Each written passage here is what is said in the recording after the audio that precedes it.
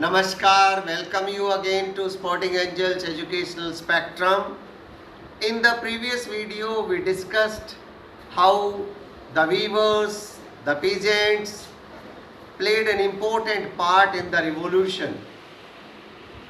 In this video, we shall be talking about the parallel revolution going on. Yes, there was a parallel revolution apart from the revolution of the peasants, the dying, the hungry workers, the unemployed poor farmers. There was one more revolution going on, that was among the educated middle class. Events of February 1848 in France had brought about the abdication of the monarch, and a republic based on universal male suffrage had been proclaimed. In other parts of Europe, where independent nation states did not yet exist, such as Germany, Italy, Poland,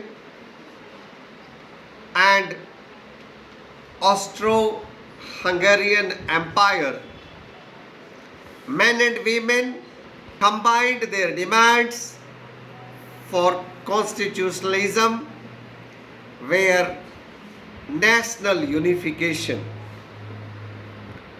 They took advantage of the growing popular unrest to push their demands for the creation of a nation state on parliamentary principles, a constitution, freedom of the press, and freedom of association.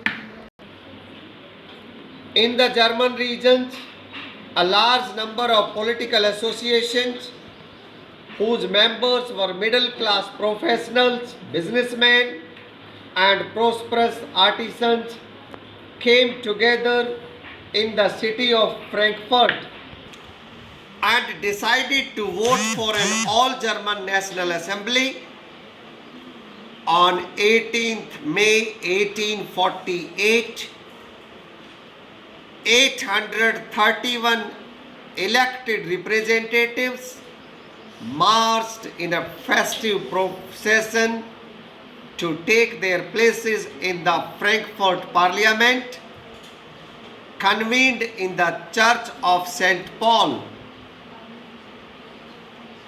They drafted a constitution for a German nation to be headed by a monarchy subject to a parliament.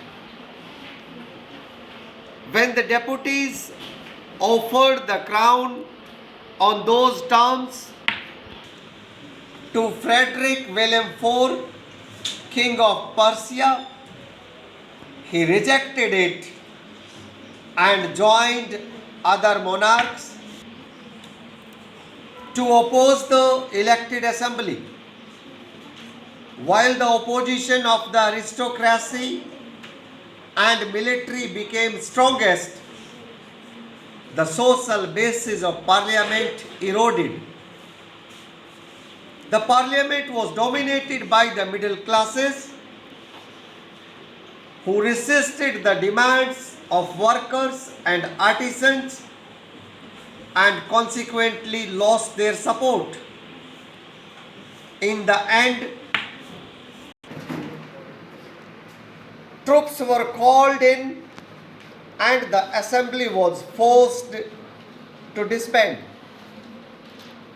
The issue of extending political rights to women was a controversial one within the liberal movement, in which large number of women had participated actively over the years. women had formed their own political associations, founded newspapers, and taken part in political meetings and demonstrations. Despite this, they were denied suffrage rights during the election of the assembly. When the Frankfurt Parliament was convened in the Church of St. Paul, women were admitted only as observers to stand in the visitors' gallery.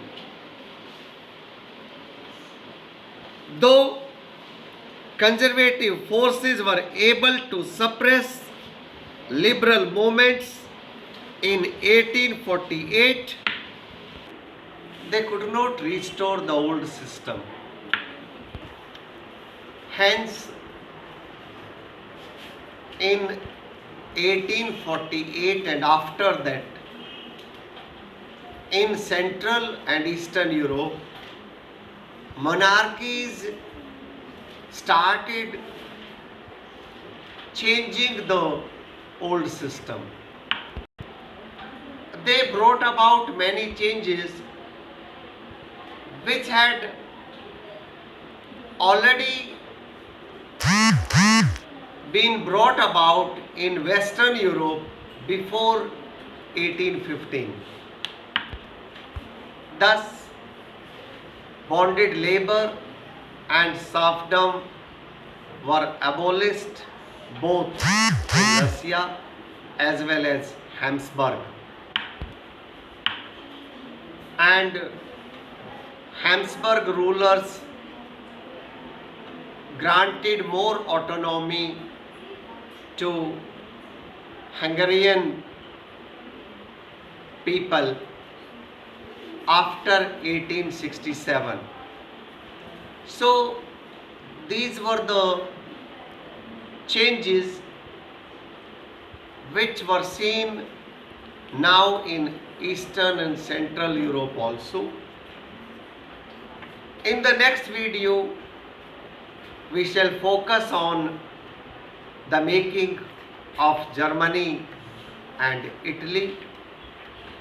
This video we end up here. Take care, stay fit, stay healthy, keep watching. Thanks for being with me.